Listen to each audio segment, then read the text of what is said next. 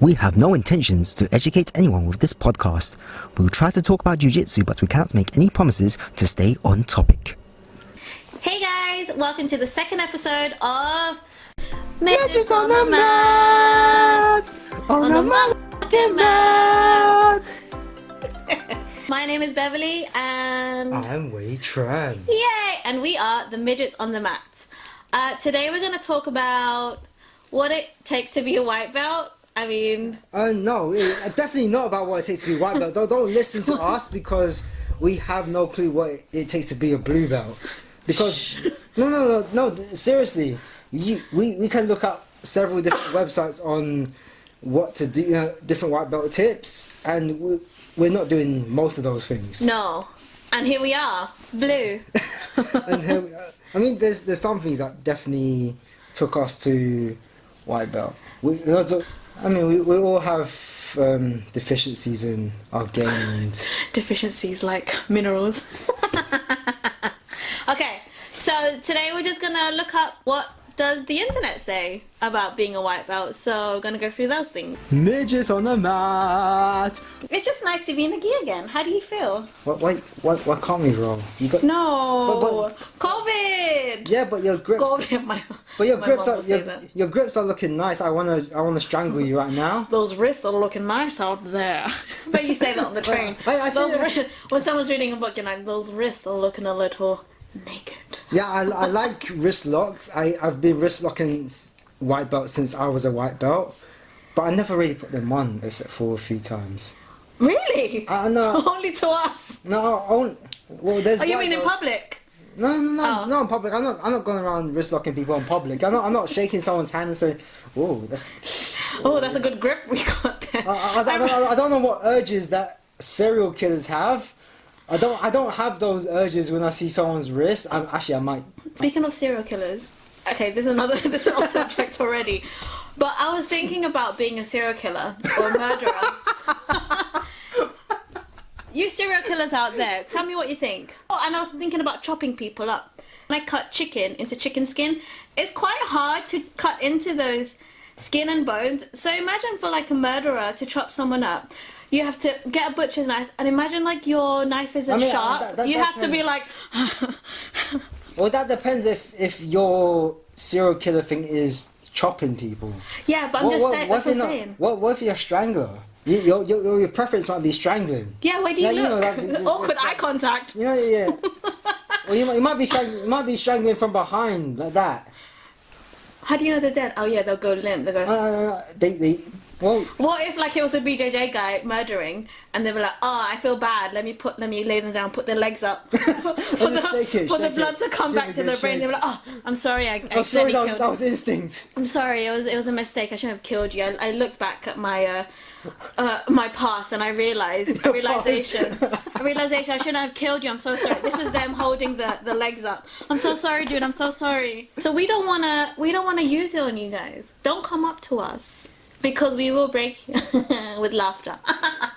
Well, it kind of depends. I mean, if I don't like you and you're using violence first, then I would happily use violence back.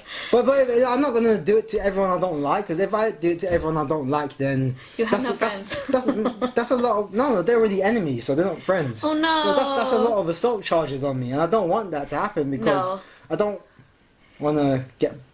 You have a bad name. They'll be like Wei Tran, the wrist locker. He wrist locks in public. Hide your wrists, hide your wrists, hide your wrists, hide your wives, hide your daughters, hide your wrists. Because he'll get them. I remember one point in training, I would always cover my wrist when you were around. Because I was like, he's coming. Dun dun dun dun dun dun dun dun. He's gonna wrist lock you. You have to always cover your ankles when you're next to Wei. You have to cover every crevice because he'll use it as an opportunity. It's good. As soon as you see Wei, you have to like clamp up. Look, you're one of my you're my favorite training partner in the world, and you're one of my closest and dearest friends. I don't want you to get wrist locked by other people. I am training you. You're training me for the outside world. I'm training you for the outside world because there's a bunch of wrist lockers out there that have they picked up wrist locks along the way because first they started off as muggers and some of them might be highwaymen. on horses and stuff. You know, those old school highwaymen, they robbing the robbing people in the countryside. Oh my god! And is that where it came from? Savages. I'm a savage. What? I don't know the word.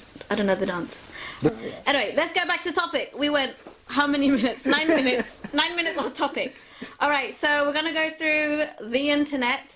And what did we type on Google? We typed in tips for white belts BJJ and see if we kind of resonate with it. I'd look at the list as any of those lists as a blue belt, and I'm thinking I don't do most of those things. 8 out of 10 of those things I'm not doing. Yeah. I mean, so this is a good learning. This is a good learning. I mean, look at this: master the bridge and the hip escape. I'm shit at hip escapes. No, I just recently learned. I'm just recently getting the details. How long did it take you to learn the forward roll? Just now. I think you mentioned a month ago that this is the first time you did it properly. Yeah, the forward rolls. I started doing roly-polies. Now I'm doing what you guys are doing. I'm doing like the one-sided thing, that one. The shoulder one. The shoulder one. Oh my god, I'm such a pro.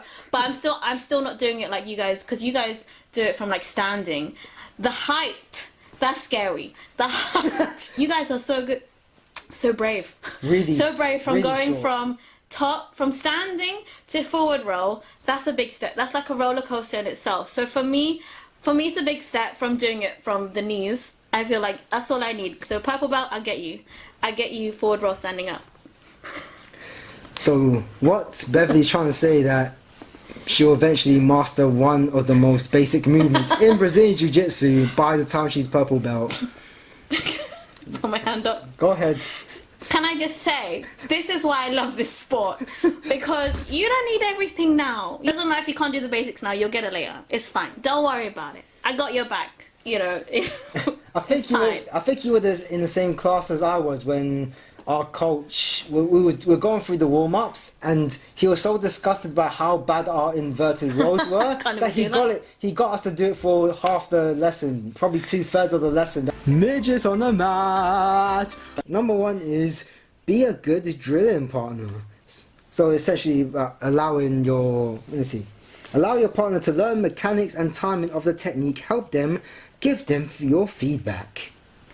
So it's essentially talking about how not to, keep throwing the wrench every time your partner's trying to learn a drill. Just give them a chance. I mean, like, especially in drilling, there's no need to go ham. There's no need to. You do get that. Muscle. We've had those training partners before. I know, and then you're like, for me anyway, my ego gets in the way. Like, when I have training partners that go hard in drilling, I'm just like, I'm gonna go hard. But then you realize that's not good for them or for myself. So, I mean, when you have someone who's not a good drilling partner, it is good for communication. For me, when I tell someone off, I don't mean to be telling them off. That's just who I am. So I'm just be like, oh dude, don't do that. Don't do that next time. Or just not mean to correct them, because they'll know next time for the next training partner. And listen to the feedback and don't take it too personal. I think it depends as well, because you're going to get some training partners who are using the opportunity to inflate their ego. Yes. While they want to look like the big person. Yeah. They want to look like they know everything. I mean, I had a training partner that lasted a week in jiu-jitsu. He looks exactly like Mike Tyson, but a lot shorter. Ah! I don't think you met him. How cute! Mike Tyson, but smaller. Did he talk like this? No, he didn't talk he like that. broke my back. I think the MMA coach at that gym as well mentioned that you look like Mike Tyson. He must have been like, yeah, I fight like him too. But I remember he was not a good training partner because he was very much a smart ass. Because he's one of those guys. In what way? So what is smart ass? Because he would counter the drill. He will counter the drills, and he gives you that. You know that look that someone gives you. He gives you that look. Say, oh, look how smart I am. Yeah, and it's like, dude, we're not doing that. And you know those people who think they're smarter than they really are. Yeah. Or they're smarter than they think they are. Yeah. You know them ones. So that's what he was doing. And eventually he didn't last very long because we're not sparring. I mean, we are going to put some resistance eventually, gradually, just so we can test the integrity of each movement, so you know that you're doing it correctly. Yeah. So there's no point. So if we're doing a sweep, for example, there's no point of just you letting me just let you fly around. I need to know if this sweep works under when you give me certain type of pressure. Yeah, I mean, when I was a white belt, I really appreciated the partners I had. I had a couple people who were very, very patient with me, who helped me, and they explained to me slowly. Midgets on the mat. So, are you going for any other? Oh. No, because I mean, some of the things are very obvious, like tap on your partner, not the mat. But some people do that anyway. Like if you're getting submitted, if I start tapping the mat, I don't know if you had this, but have you ever had a training partner where they're wearing a cup, and the cup? Because I had a training partner once who was wearing a cup, and his cup was pressing against my spine, and I thought, oh, this is not good. It's like I'd much rather you choke me right now than I'll give up my neck just so you can just stop thrusting your cup right into my spine. Say, his hip must be thrusting against you. It's like, he must have been like really pushing it towards you. Okay, so back to tapping. Yes, you're right. Tapping on the body is good. I mean, for me, so you can actually feel it. You can feel it. I mean, don't do this because that might not feel anything. Yeah, give a good smack. Really smack them. No pinching. Just a good solid tap. Like, and verbal taps. Yes, do verbal taps too. Or at the same time. Yeah, I sometimes forget to tap.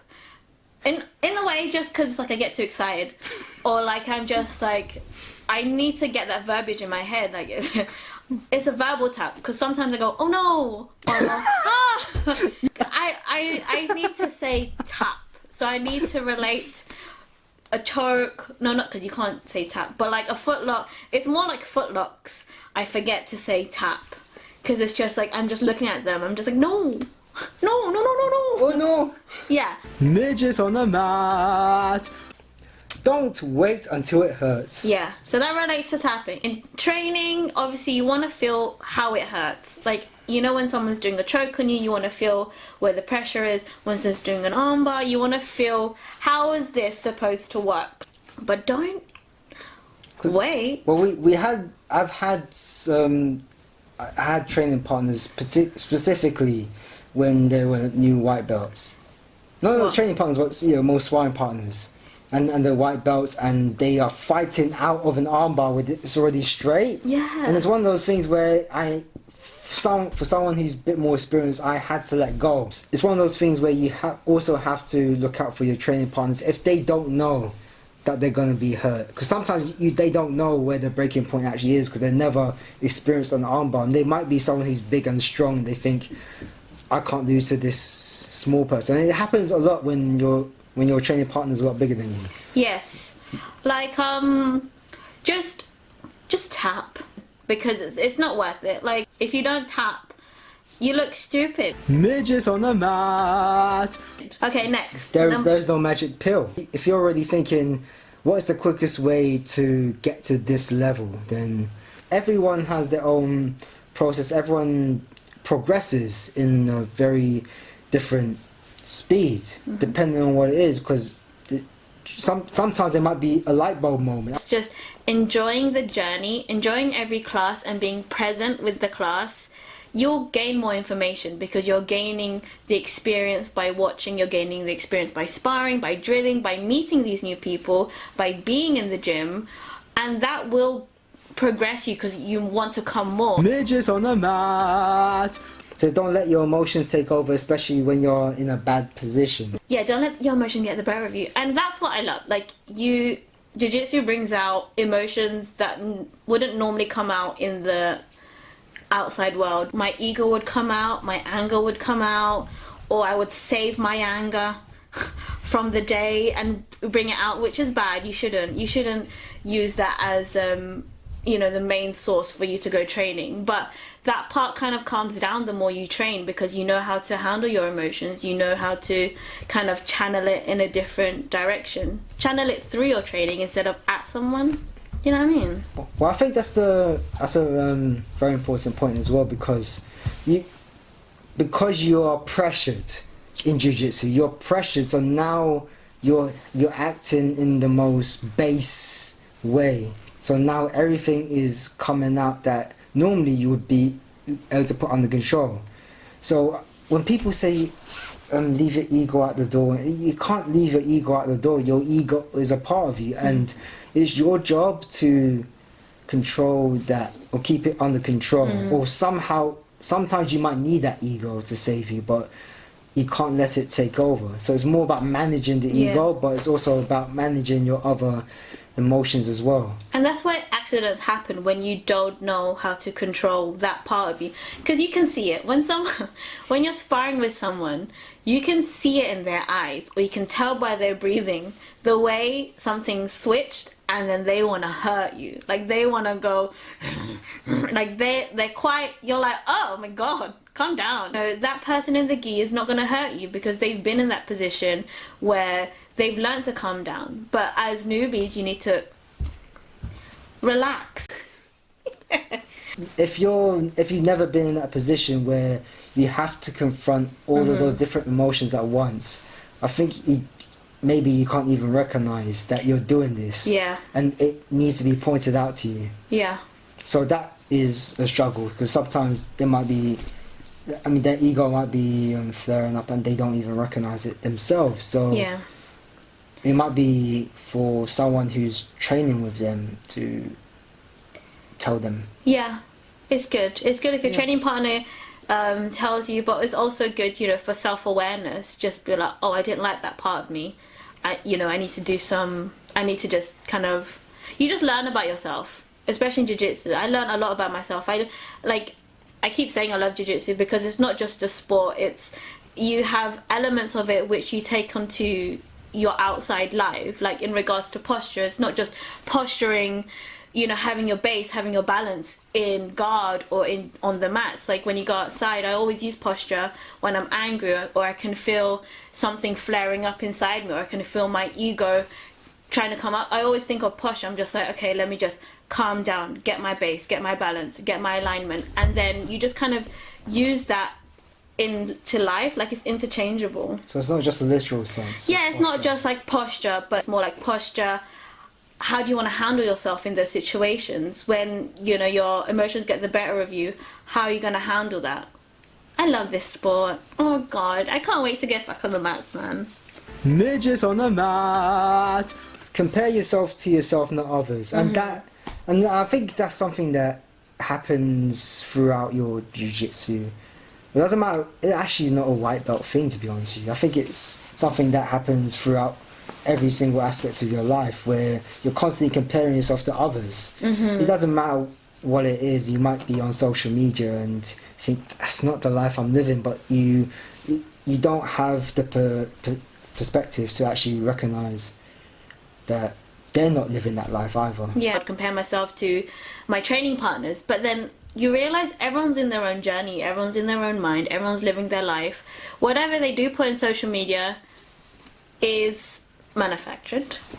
I don't necessarily believe anything on social media. Someone could be happy and I'm like, yeah, but how many pictures did that take for you to get that shot? I can't do that. I personally think that that's how people are like anyway. That's how people, they like to portray themselves in a certain way in real life, regardless whether it's social media or not. But the problem with the social media aspect is that it's easier to control the perception of you, because you're putting less of yourself out there, but you get to select what you put out there. While in the interaction with me and you, it's like we spoke to each other and hang out with each other a lot. So whatever falsehoods that I may have portrayed in the past, you would probably already noticed it by now. Yeah. So if there's anything false about me, you already noticed it, and with your personality, you probably would have told me. Yeah. It's really hard because, like, for me, I'm still working on it, because it's like I do look at people like, oh, they're doing this, oh, they're doing that, oh, I wish I was this. But then there's no need to. And the same with your jiu-jitsu. Don't keep thinking, oh, I wish I could do this so I can get to this belt and that belt. instead of just kind of and you're wishing playing the game. And you're wishing you have other people's strengths. Yeah, I wish I had people's strength. I wish I had people's cardio. I wish I had people's abs. You know, it's you don't need, there's no need to. You don't need abs. Just look at some. I know. Look, that's why I like this sport, because there's people who do not have abs and they are fucking killers on the mats. They're just amazing. It's so uplifting to be like, I can be fit, I can be empowering, and I can train like a mother, and I don't need to be this skinny ass. You know what the beauty of abs is, that it's aesthetic, so you're pretty much just looking at abs. Exactly. Which means that why look at your own? Why work so hard to get your own abs when you can look at someone else's? And there's that whole thing where you can Photoshop abs. I mean, don't do that, guys, please. Everyone is beautiful. Everyone is unique. Okay, come back. What are we talking about? No, we were talking about comparing. Oh yeah, that is. But the thing is, I think it applies to every single aspect of your life, because I think at this point a lot of us have a very one-sided game when we're at this level, and I probably still have a really shit half guard. Yeah, your half guard's a bit. No, I remember we were doing a guard passing drill and went to half guard passing, and Paige was passing my half guard, and she asked me if I was going easy on her, and I said, no, dude, this is how bad my half guard is. Well, at least you said it. You admitted your But I can't hide it. Your weakness. But some people are just like, no, I gave it to you. No, I can't hide the fact that my half guard is shit. Yes, because it's there. It's there for everyone to see and experience. And what's going to happen? Everyone's gonna now you know, guys. Way's weakness is half guard. So always try to get him into half guard and see. Look, I think try pass his guard from there. I think I'm halfway to 3-stripe white belt for my half guard. I think I'm almost there. Cause I don't know what it is, because I think when I get to a half guard, it's like, what's going on here? Oh no, they got the quarter guard. Oh no, they passed my guard.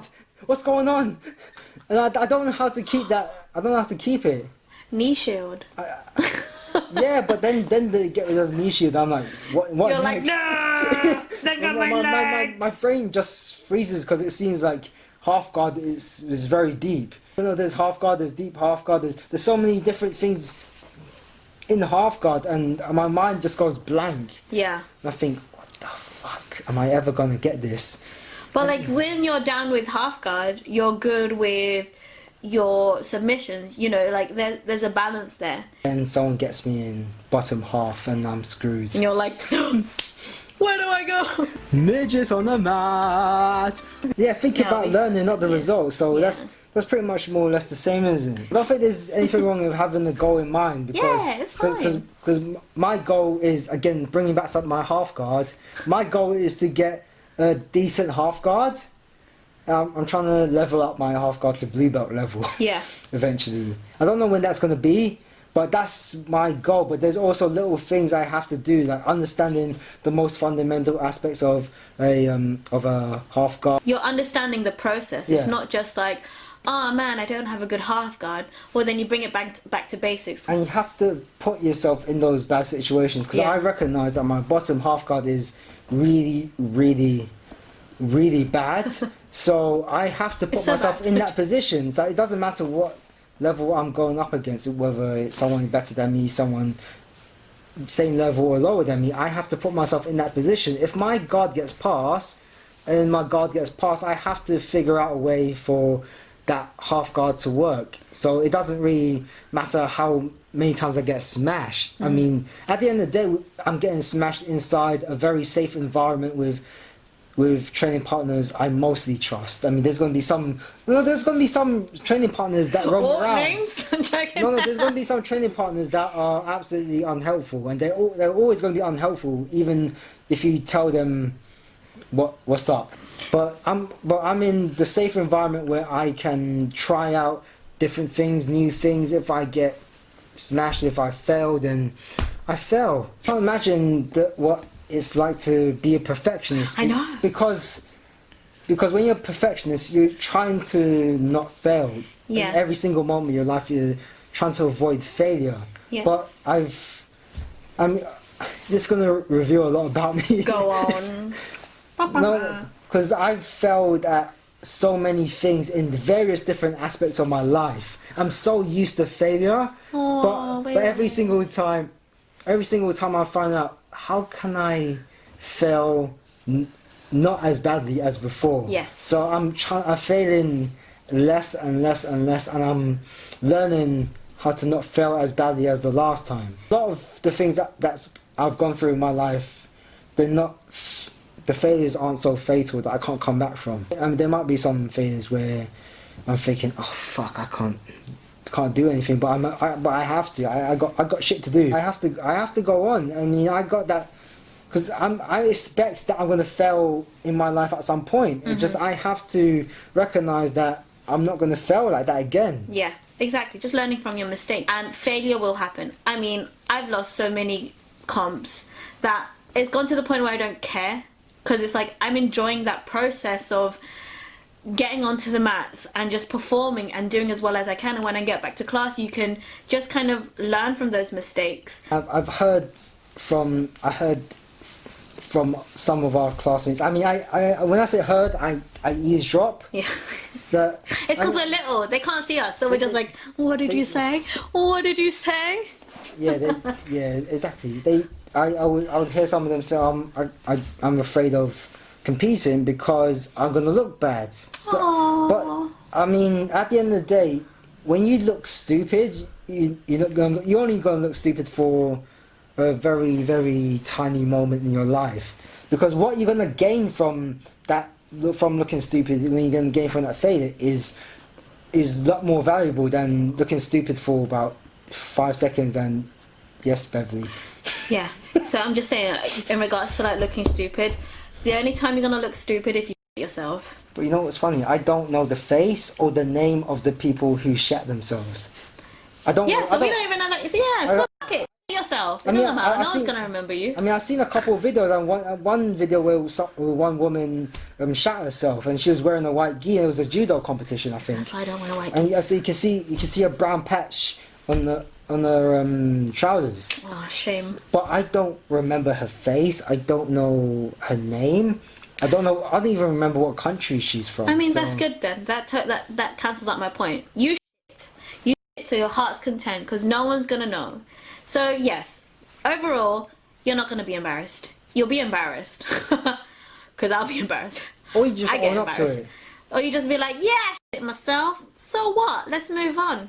Everyone shits themselves. I just did it on the mats. You know, it's again learning curve. But that's the thing. At least you've put yourself in the position to potentially succeed at something, instead of saying, "Okay, I'm not going to do that." Because when you tell yourself, "I'm not going to do that because I'm afraid of failing," you're also not going to gain what you want to gain in life. So you're too afraid to achieve something greater than what you already have. Yeah, I mean, I never thought I'll be competing. Midgets on the mat. Subscribe, like, comment, follow us in our social media. We'll get that up soon. And thank you. Bye.